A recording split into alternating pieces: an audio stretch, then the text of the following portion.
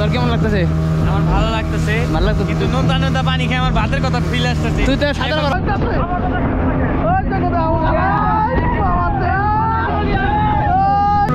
যে একটা আকর্ষণ ওইখানে পৌঁছে গেছি। এখানে যে ঢেউ, ঠিক আছে, আপনার খুব ভয়ঙ্কর। সেন্ট মার্টিন যাচ্ছি আমরা, এখন আমরা যাচ্ছি সেন্ট মার্টিন।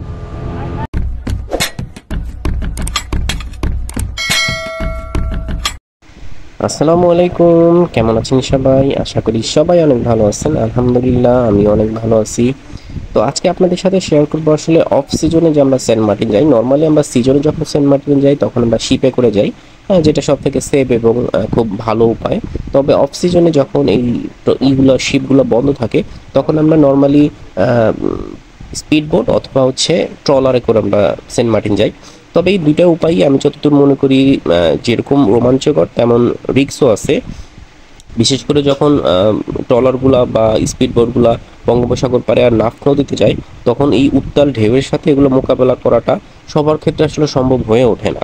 তো সেক্ষেত্রে আসলে আমরা যে গেছি আমাদের অভিজ্ঞতাটা আপনাদের সাথে শেয়ার করব এবং আদৌ স্পিড বোট এবং ট্রলারে যাওয়া কতটা নিরাপদ এটা আপনাদের সাথে শেয়ার করব। তো চলুন ভিডিও শুরু করি।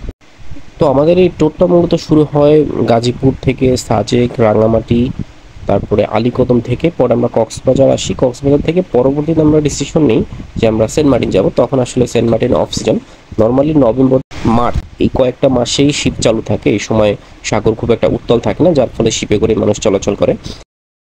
থেকে শিপগুলো আস্তে আস্তে বন্ধ হয়ে যায়, সাগর উত্তাল হয়ে যায়। তখন যদি কেউ যায় বা নর্মালি যে সেন্ট মার্টিনের মানুষজন আছে তারা যে উপায়ে যায় সেটা হচ্ছে ট্রলার অথবা হচ্ছে স্পিড বোট।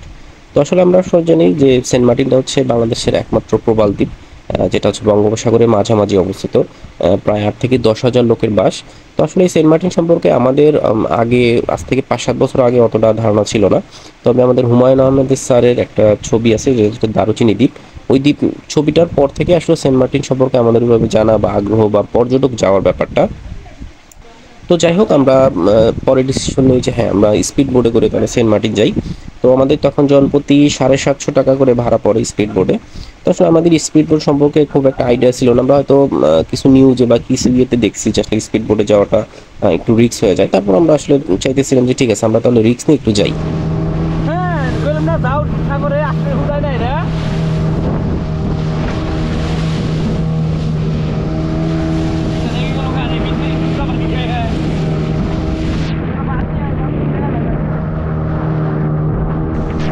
স্পিড বোটে ওঠার পর থেকে আমরা সবাই খুব এক্সাইটেড আসছিলাম যে আসলে কি হয় না হয়।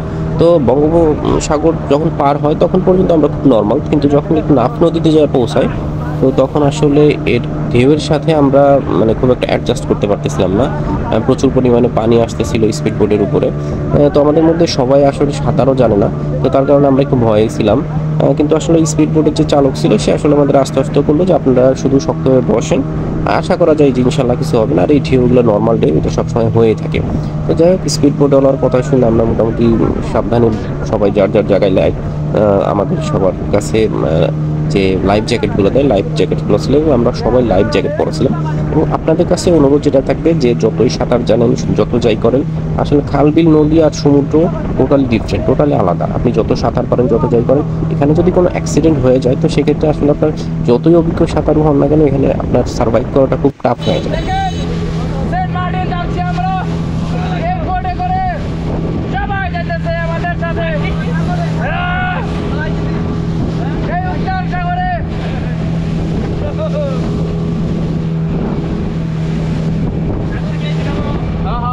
সাগর বলতে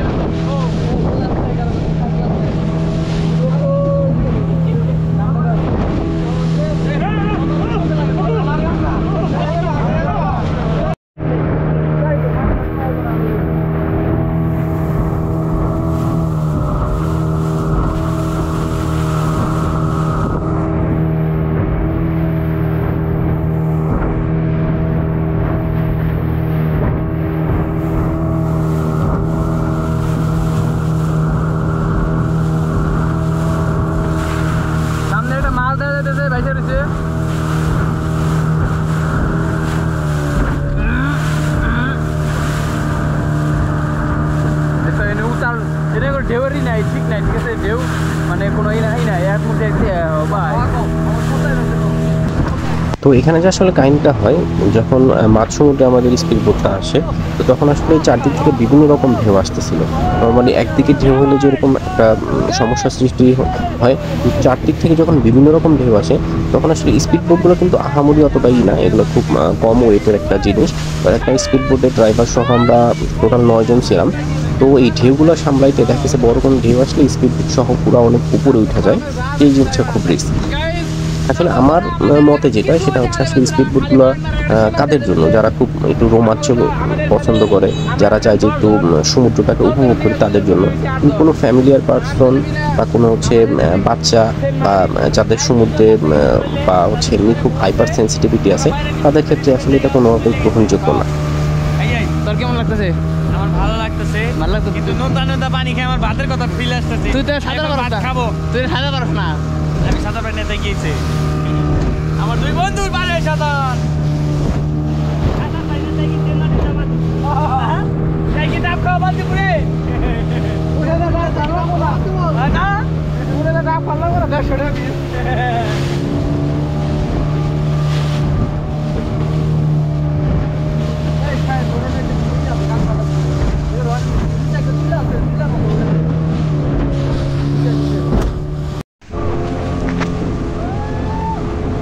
যারা অফ সিজন আসলে সেন্ট মার্টিন যেতে চান, তাদের কিছু সুবিধাও আছে।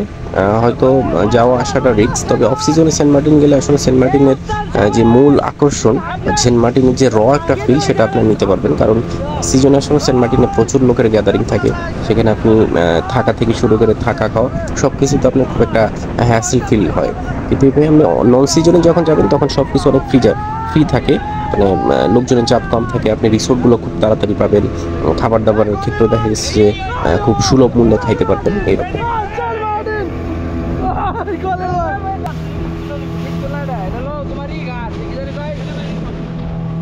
তো আল্লাহর অশেষ রহমতে কোনো প্রকার বড় ঝামেলা ছাড়াই আমরা সেন্ট মার্টিন এসে পৌঁছাই। পিছনের যে দ্বীপটা দেখতেছেন, ওটাই হচ্ছে সেন্ট মার্টিনের জেটি ঘাট, মানে শুরু। তবে জেটি ঘাটটা আরেকটু সামনে, যেখানে স্পিড বোটগুলো ব্রেক করে, আমরা ওই দিকেই যাইতেছি। তো সবাই ভালো থাকবেন, আমার ভিডিওতে সবাই লাইক কমেন্ট শেয়ার করবেন, এবং ভিডিওটি ভালো লাগলে অবশ্যই চ্যানেলটি সাবস্ক্রাইব করে দেবেন। আজকের মতো আল্লাহ হাফেজ, এবং ট্রাভেল রিলেটেড ভিডিও দেখতে অবশ্যই আমার সাথে থাকবেন।